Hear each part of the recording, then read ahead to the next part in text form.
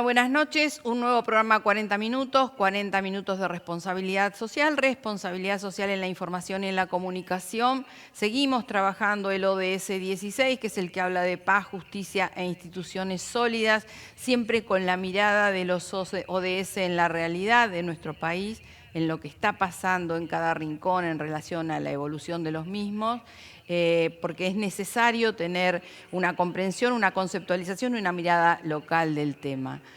Hoy estamos tocando, además de referentes de organizaciones sociales vinculadas a la responsabilidad social y empresas y distinto tipo, sindicatos, cooperativas, organizaciones de todo tipo con y sin fines de lucro. Estamos convocando en este año electoral a referentes partidarios, a dirigentes políticos, a personalidades que puedan un poco ampliarnos el espectro de qué mirada debemos tener en este año electoral al momento de emitir nuestro voto a fin de año. Nuestro invitado de hoy es una persona muy especial para mí, especial porque integramos algunos grupos de reflexión juntos, y es Sergio Ortiz. Sergio es periodista, es referente e integrante del Secretariado General del Partido de la Liberación en la Argentina, que es la continuidad histórica de Vanguardia Comunista. Sergio, buenas noches, ¿cómo estás? Buenas noches, Lali. Muy bien, ¿vos? Me alegra tenerte en nuestro programa. Realmente hacía tiempo que tenía ganas de tener una charla un poquito más de precisión en algunos temas con vos. Y yo quiero empezar que nos cuentes qué es el Partido de la Liberación, esta referencia mía que es continuidad de Vanguardia Comunista. Quiero que me digas un poco qué enfoque tiene el partido, cómo y cuándo nace, quiénes lo integran y sobre todo si hay integración de juventudes en el Partido de la Liberación. Bueno, mira, como vos decías, el Partido de la Liberación proviene de Vanguardia Comunista, es la continuidad histórica, orgánica, en todo sentido de Vanguardia Comunista. Esta organización PC, de origen maoísta, fue fundada en el año 65 por un conjunto de compañeros, mayoría de ellos intelectuales, desaparecidos por la dictadura militar cívica, entre ellos nuestro secretario general Roberto Luis Cristina, Elías Semán, Rubén Criskauski y muchos otros. Y el Partido de la Liberación es su continuidad a partir del año 82, en que tomamos este nombre bajo el impacto de la recuperación breve de Malvinas, y esto sirve como una referencia para vos y para los televidentes, en el sentido de que nosotros nunca abandonamos nuestra ideología marxista-leninista, maoísta si querés, pero somos nacionalistas, somos sanmartinianos, somos malvineros, y de allí tomamos el nombre de Partido de la Liberación. Pero es la misma organización, una organización de izquierda revolucionaria que formó parte en aquel entonces de la generación del 70, esa generación que luchó por el poder, aún con errores, pero luchó heroicamente por el poder, que sus manifestaciones planteaba aquella consigna: qué lindo que va a ser el hospital de niños en el Sheraton Hotel. Lamentablemente el Sheraton Hotel no es la sede del hospital de niños, sino sigue siendo un hotel de 5 estrellas norteamericano, y allí, en vez de atenderse las urgencias sanitarias del pueblo argentino, se atienden las urgencias financieras de la gran burguesía, de la Cámara Americana de Comercio, de la UIA, de la sociedad rural, en definitiva, de los monopolios. Ese es el partido nuestro. Es un partido pequeño, fue diezmado por la dictadura militar, pero siguió su lucha, tiene su trabajo sindical, fundamentalmente apuntamos a eso, siempre creemos que la nueva sociedad tiene que ser obra de muchas clases y capas sociales, pero con un rol dirigente de la clase trabajadora, también de la juventud, y de las mujeres. Y un dato anecdótico que conversábamos fuera de cámara es que nuestra organización se enorgullece que la secretaria general del mismo es una mujer, Irina Santesteban, abogada, ex secretaria del gremio de judiciales durante 8 años en Córdoba o 6 años en Córdoba. Y bueno, es eso, somos militantes que retomamos aquellas viejas banderas, tratamos de actualizarlas hoy, y vaya si hay material para actualizar y luchar, teniendo en cuenta la crisis profunda, económica, política, social, el poder de los monopolios, En fin, las injusticias, ¿no? Hoy es 8 de marzo, es el Día de la Mujer, Ujú. y solamente de pensar en la compañera Milagro Sala, presa en Jujuy, del gobernador Morales y de las alianzas que Morales tiene con incluso el gobierno nacional, de pensar en las 4 compañeras mapuche y sus criaturas detenidas hace ya varios meses, se me estruje el alma, Lali. Ujú, ujú. Lindo homenaje, doble homenaje, ¿no? El recordatorio a las mujeres presas políticas, privadas ilegítimamente de su libertad, y además tener una secretaria general mujer en el Día de la Mujer es significativo. Sergio, ustedes tienen un periódico mensual que se llama Liberación, revista teórica de cuadernos revolucionarios, y además tienen presencia en la web a través de www.partidoliberacion.org y en Facebook. Esos son, digamos, los contactos en redes sociales o los contactos tecnológicos, informáticos que tienen para comunicar lo que ustedes hacen y comunicar la tarea de reflexión tan importante que llevan adelante como, digamos, partido vinculado al movimiento nacional. Quiero que nos cuentes, porque me parece muy interesante, de qué forma propone el Partido de la Liberación abrir como este ciclo de liberación nacional y social que ustedes pregonan con habitualidad.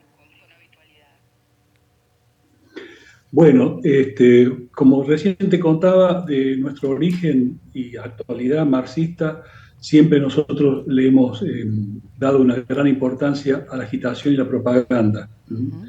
al trabajo con la prensa, que no es solamente una revista teórica o política, sino también la agitación y propaganda es la volanteada en la puerta de fábrica, la pintada, el cartel, el afiche. En estos tiempos modernos también hay que estar en las redes. Ujú. Una pequeña corrección, nuestra web era la que vos dijiste, .org, pero lamentablemente nuestro ex camarada Carlos Zanini, cuando estaba en la Secretaría Legal y Técnica de la Presidencia, dio de baja, pese a que éramos un partido legal, y hoy entonces dio de baja ese dominio, no a nosotros solamente, sino supongo a otras organizaciones también. Y entonces nuestro dominio hoy es www.partidodelaliberacion.com.ar. Bien, Este, buena aclaración. pero reitero, nosotros combinamos, tratamos de combinar lo digital, las redes, estamos en todas esas redes que mencionaste, pero también nos interesa la volanteada en puerta de fábrica, mirando y entregando el volante en mano a los trabajadores y poniendo la cara para escuchar si tienen alguna crítica, alguna pregunta, algún aporte que hacer. La última vez estuvimos hace algún tiempo volanteando justamente con la secretaria del partido y otros compañeros en la puerta de FADEA, Ujú. la fábrica de aviones aquí en Córdoba, ¿no? Bueno, pero por supuesto no nos vamos a quedar en los tiempos de Iskra, la chispa de Lenin de 1912 en adelante. Ujú. No, nosotros, el periódico está justamente en las redes y que hoy por hoy lo hacemos en forma digital. Estamos sacando justamente en estos días, en marzo, la edición 399 del periódico, de modo que le hemos dado mucha continuidad y lo abrimos, no es solamente del periódico del partido, sino lo abrimos a compañeros que no pertenecen a la organización y que quieren publicar algo. Por ejemplo, hemos publicado artículos de la abogada Liliana Macea, Ujú. de Derechos Humanos, del Negro Suárez, de Convocatoria de Segunda Independencia. Hemos publicado periódicamente los artículos de Horacio Robelli, obviamente con su permiso, con Bien. su firma, citando la fuente, Ujú. del periodista Gustavo Veiga. O sea, es nuestro periódico, como vos dijiste, pero está abierto a distintos luchadores y activistas con un sentido amplio. Justamente ayer conversaba con un compañero de la columna Boli Lescano, que estaba en el Impenetrable en Chaco, Ujú. luchando junto a la comunidad Huichí, me contaba de esa experiencia. Hay desaparecido un joven, hay detenido, una represión tremenda, de quien es uno de los presidenciables, en principio dentro del Frente de Todos, el gobernador Capitanich, y por supuesto le ofrecí escribir una nota sobre ese tema, porque nosotros no tenemos presencia orgánica en Chaco, así que sí, me dijo que sí el compañero, así que posiblemente vaya por ese lado. Pero en definitiva, la actividad del periódico, la propaganda, la agitación, la volanteada, la participación en asambleas y demás, a lo que apunta es a tratar de explicarle a nuestro pueblo, dentro de nuestras posibilidades, qué visión tenemos de la crisis que yo mencionaba recién, una crisis económica, política, social, quiénes son los responsables de esa crisis. A nuestro modo de ver son los monopolios, los bancos, el Fondo Monetario Internacional, el imperialismo en definitiva, la vieja dupla de oligarquía y el imperialismo, y a su vez, fundamentalmente, no quedarnos simplemente en la denuncia o en marcar los horrores que se cometen contra nuestro pueblo, sino en tratar de apuntar algunas ideas, consignas importantes y gruesas para plantear a nuestro pueblo cuál es el camino de lucha, no tanto, porque ya nuestro pueblo está en un camino de lucha y de movilización, de corte de calle, de huelga, de reclamo, ante tantas injusticias y tantos ajustes, A sino pesar fundamentalmente del por la planteo, positiva. perdón que te interrumpa, ¿no? Esto a pesar del planteo Sí, desmovilizador de la sociedad en las calles que ha impuesto, si se quiere, este gobierno, incluso luego de la pandemia, ¿no? No promueve convocatorias masivas, no promueve peticiones masivas, al contrario, trata de restarle importancia. así es, pero a pesar de esa línea de desmovilización, que yo creo que es una línea equivocada y además es Sí, suicida para el propio sí, gobierno, sí. porque el gobierno en muchas cosas que tiene algunas ideas o sectores del gobierno, para poner un ejemplo, si la vicepresidenta quisiera ser candidata, tiene que apelar a la movilización popular, si no, Obvio. va a terminar siendo Sí, proscripta. sí, sí. Es un ejemplo que te doy. Y bueno, y mucho más válido es para aquellos sectores que reclaman trabajo, salario, se quejan con toda razón de la inflación, de las jubilaciones de miseria y demás. O sea, la movilización es un hecho. El tema es tratar de politizar, de organizar, de unir, de señalar cuál es el camino de solución a esos problemas, ¿no? Por ejemplo, para ser concreto, con una inflación que de Macri era del 53 y pico por ciento, que el último año fue del 94,8% del actual gobierno y que sigue en esa línea, en ese rango, bueno, ahí viene cuál es el diagnóstico, cuál es el problema. Lamentablemente este gobierno, sin llegar a ser una receta clásica, un enfoque clásica, con el argumento de que la inflación es un fenómeno multicausal, en los hechos lo que busca es bajar el déficit fiscal, bajar el déficit público, el déficit del gasto público, subir las tasas de interés y en definitiva con matices se cae en una receta bastante monetarista y bastante ortodoxa.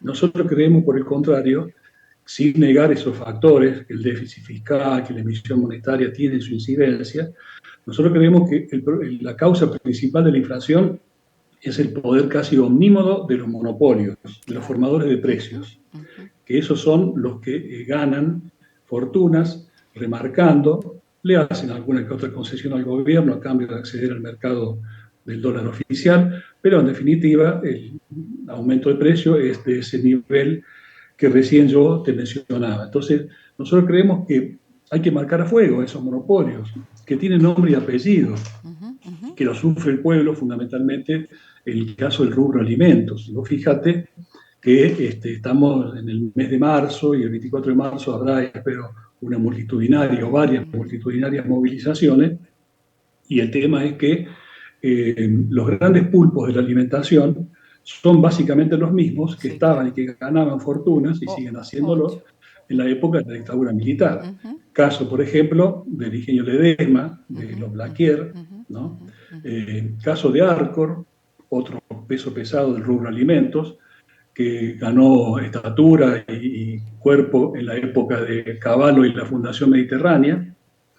Caso Molino, que en aquel entonces era de Bungiborni y ahora es de Pérez Compán, pero en definitiva, con algunos agregados o cambios de directorio y demás, son los monopolios de ayer y de hoy. Y el caso, bueno, el caso de Blaquier de Ledesma, Visita no es inocente, porque nosotros tenemos una deuda de sangre con ese monopolio, que es el apagón, la desaparición de tantos compañeros obreros y entre ellos, el que fue el líder obrero del ingenio Ledesma, el compañero Jorge Weiss, militante de Vanguardia Comunista, y su abogado Carlos Patrignani, que fueron desaparecidos por la dictadura militar y los malos oficios de Ledesma. Entonces, nosotros le planteamos al pueblo argentino que si queremos combatir la inflación, tenemos que combatir los monopolios, tenemos que crear una empresa nacional de alimentos, tenemos que hacer una reforma agraria, por lo menos comenzando, por ejemplo, por la tierra de Blaquier, que tiene 155.000 hectáreas, aparte del ingenio, de la planta de bioetanol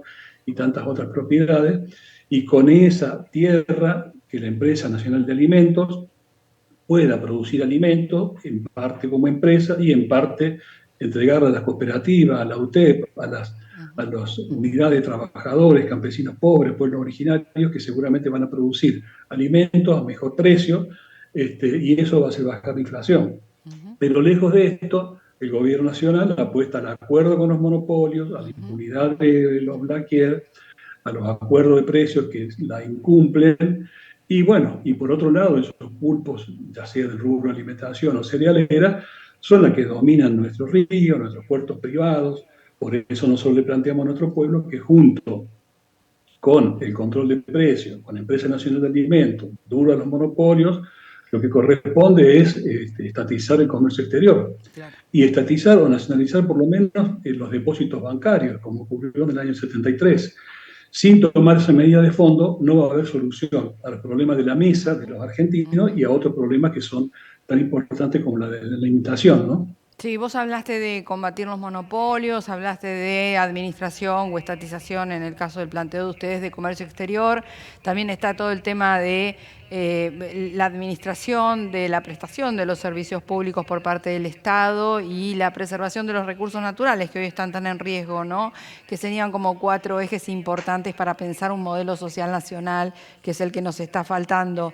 ¿Y vos creés que, por ejemplo, para ir de lo más simple a lo más gordo, la falta de acciones positivas desde el Estado para el combate a los monopolios no se hace por esta suerte, que ustedes también reflexionan sobre eso, de cogobierno con el Fondo Monetario Internacional, a que lo atribuís como tema sensible? ¿Hay una connivencia o hay un cogobierno con el Fondo Monetario que le impide al Estado, a los dirigentes que hoy conducen los destinos del país, tomar decisiones de fondo como las que estábamos reseñando? Claro, no, yo creo que efectivamente vos has tocado un tema clave, que son los acuerdos con el Fondo Monetario Internacional. Un organismo que, aunque se lo quiera presentar como bueno, es un organismo financiero internacional, con un papel imperial en el mundo, en América Latina.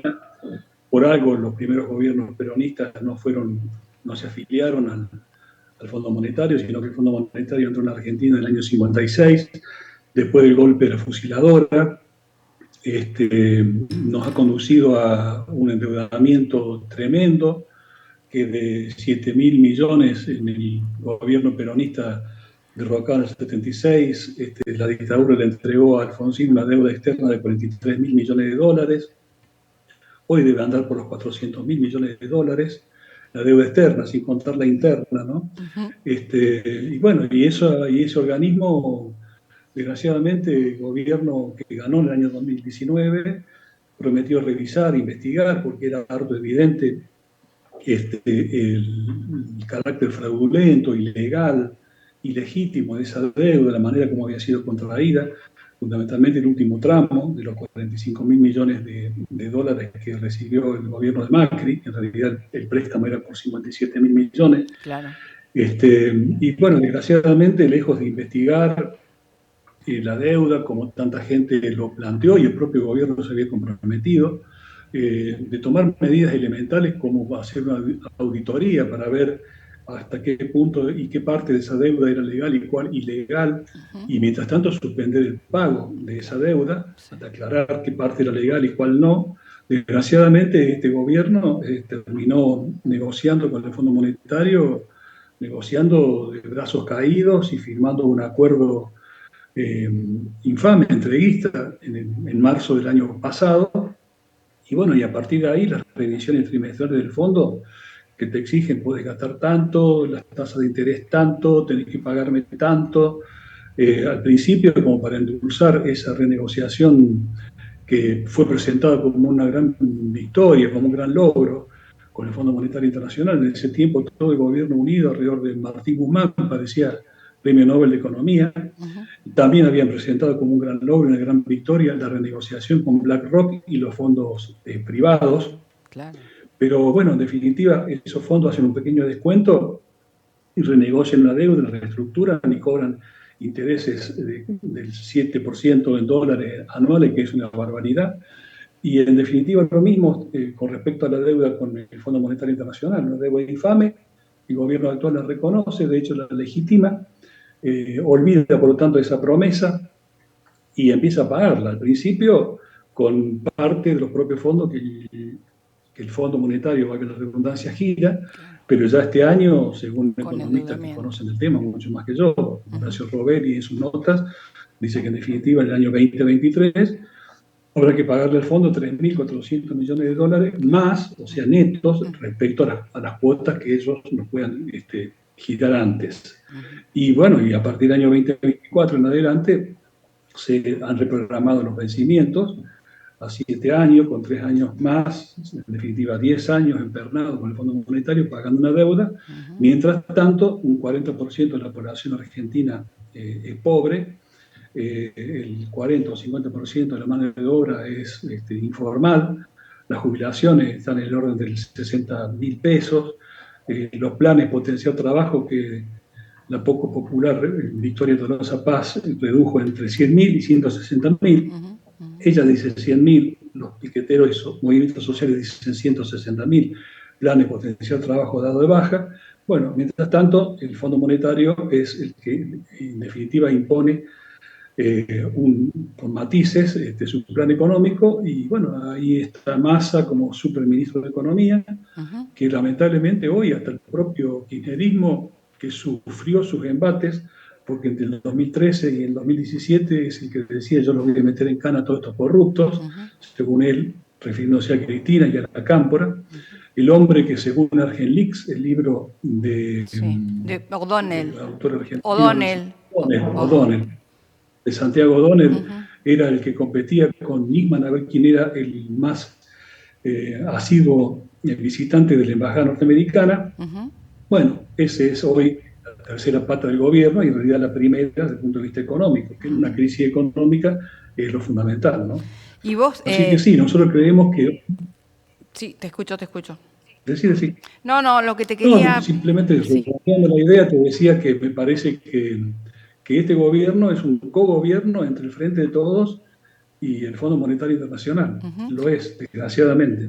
Indudablemente también este agravamiento de las condiciones de la prestación del crédito del Fondo Monetario Internacional es también la que ha permeado en el imaginario o en el sentido común de mucha gente, creyendo que la toma original del crédito es de este gobierno y no del gobierno macrista anterior que precedió al de Alberto Fernández, ¿no?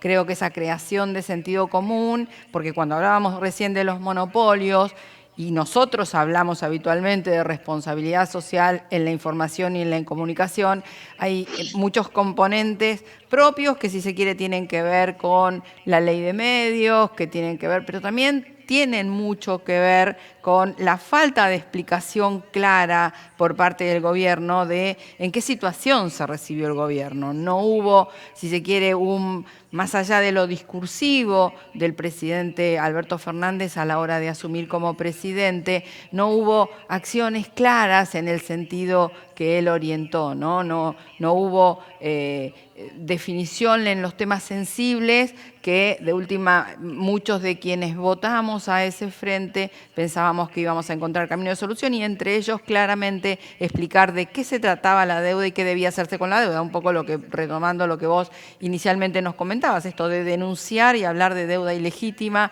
y hablar de deuda legítima y a partir de ahí una negociación. Yo la pregunta que te quiero hacer es, monopolio y medios de comunicación, ¿vos creés que solamente es responsable de esto no tener una ley de medios? ¿O habría otras acciones que tomar en el sentido de la preponderancia que tienen hoy los medios de comunicación, que más que medios de comunicación, los monopólicos son medios de propaganda.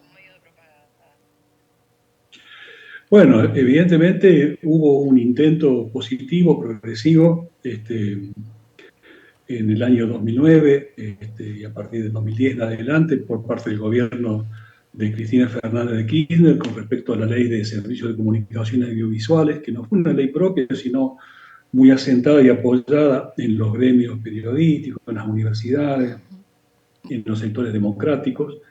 Pero bueno, ya sabemos cómo esa ley en definitiva terminó, formalmente sigue, pero amputada por el gobierno de Macri, apenas asumió con decretos, y en definitiva se mantiene el monopolio de varios grupos, entre ellos Clarín, con 237 licencias justamente en los medios digitales y servicios de comunicación, y eso, por supuesto, es muy negativo de todo punto de vista. Parece paradojal y es una de nuestras críticas que este grupo Clarín sea el que mayor pauta oficial recibe. Y recibe esa pauta oficial y con esa misma plata hace campañas alevosas, digamos, por el macrismo, por la derecha, inclusive lastimando al propio gobierno en algunas pocas cosas positivas que el gobierno pueda tener, digo, o tiene, ¿no? Así que fue una derrota muy dolorosa lo de hecho, liquidación de la ley de medios audiovisuales, ¿no? Eso es responsabilidad básicamente de la derecha, de Clarín, por supuesto, en definitiva, de la Corte Suprema, que todo eso supone una corporación mediática y del Poder Judicial que viene de largo tiempo y que hoy también está más fuerte que nunca, ¿no? Pero también yo creo que hay que revisar autocríticamente, debería hacerlo el gobierno nacional, qué autoridades pusieron al frente del AFCA, ¿no? Porque Sí. yo te Hoy en puedo ACON. brevemente decir, claro, hoy en ACON, el AFCA en ese momento con Martín Sabatella y en Córdoba con un dirigente justamente del Partido Nuevo Encuentro de Sabatella, hoy subsumido dentro del Frente de Todos, y hubo una reunión del representante de Córdoba del AFCA, el titular de Córdoba del AFCA, con, no sé, había 80 o 100 miembros de radios comunitarias, FM y demás, y pasó una vergüenza tremenda a este hombre porque las radios comunitarias le reclamaban por qué no le había dado me sale la personería, claro, no es la personería, sino la licencia. Sí. ¿Por qué no les había dado la licencia? Y que estaban hacía años esperando eso. En un momento dado la persona esta se levantó y se fue de la reunión. Claro. Entonces, el tema es el Clarín, el monopolio, la corte y demás, pero también con qué funcionario y con qué línea política. ¿Con qué fuerza se contrarresta? Claro. Exactamente, ¿no? Y ahí volvemos al tema de la movilización popular. Exacto. Por eso yo creo que este gobierno está flojo de papel, es un cogobierno, pero también la debilidad principal se notó el 1 de marzo, cuando en la calle no había prácticamente nadie, ¿no? Claro, eso también. Entonces un gobierno aplica un plan que no era el que le prometió a la gente con el cual fue votado. Además está dividido en muchas peleas internas, eso agrava la situación, pero bueno, y además el plan de ajuste se refleja que hay muchas luchas y hay poco apoyo, digamos, popular a una jornada como la del 1 de marzo. Yo recuerdo otros 1 de marzo que nosotros hemos ido en apoyo crítico que eran multitudinarias. Este 1 de marzo, en cambio, fue una plaza vacía. Sergio, se nos está yendo el tiempo, pero lo que sí quiero en 2 palabras, un mensaje para aquellos que este año van a votar por primera vez. Bueno, primero yo creo que es positivo que se vote en la Argentina, que estemos en una democracia, un burguesa, un cogobierno con el Fondo Monetario Internacional. Eso no equipara y tenemos el contraste con el próximo 24 de marzo en las movilizaciones que va a haber, en contraste con aquella Argentina de 500 campos clandestinos de concentración, de 30.000 desaparecidos, de 500 niños robados a sus familias y todo lo demás. Pero no podemos contentarnos con una democracia burguesa formal de votar. Hay que ir a votar cada cual tendrá su corazoncito o su partido. Nosotros buscamos un frente antiimperialista, como dije antes. Por supuesto, estamos en contra de Macri, la embajada, los monopolios, el PRO, Juntos por el Cambio, ni hablar de los fascistas como Milei o Espert.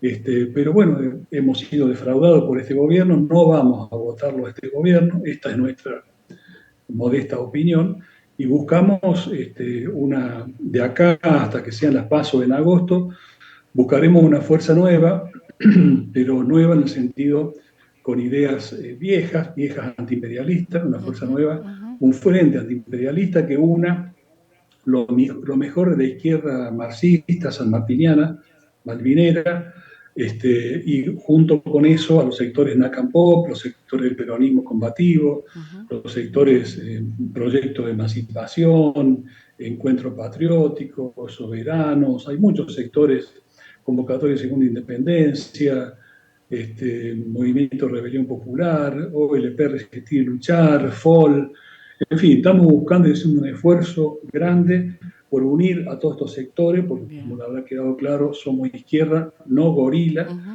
una izquierda marxista que se une a lo nacional y popular en un frente antiimperialista. Nosotros buscamos eso.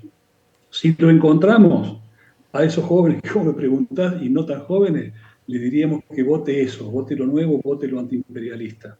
Y si no lo encontramos, ya veremos cuál es el mal menor y cada uno tendrá que hacerlo. En alguna oportunidad, cuando no hay a quién votar, buscamos, ya te digo, un mal menor, y en última instancia, cuando hay un balotaje y son todos malos, votamos en blanco. No es lo mejor, pero bueno, esas son nuestras modestas opiniones ante una elección que todavía está lejos, ¿no?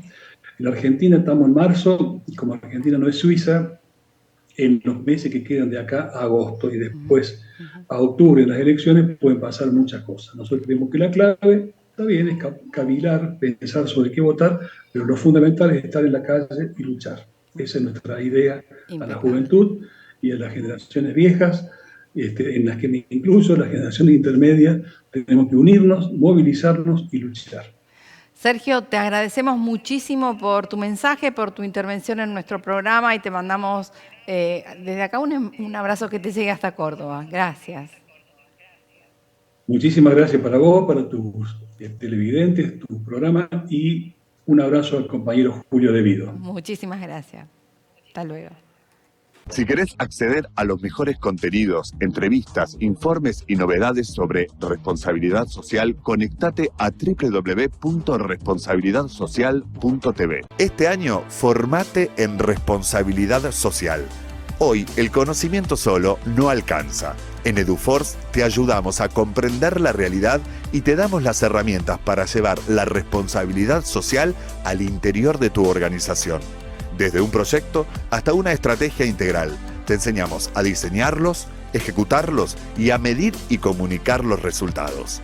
En nuestra plataforma digital podés encontrar textos, videos y participar de clases en tiempo real con el profesor y otros alumnos. Lo haces a tu ritmo y desde la comodidad de tu casa. Llevamos más de 10 años formando las nuevas generaciones de líderes comprometidos con el desarrollo sostenible y ahora también en perspectiva de género. Ingresá en eduforce.com e inscribite.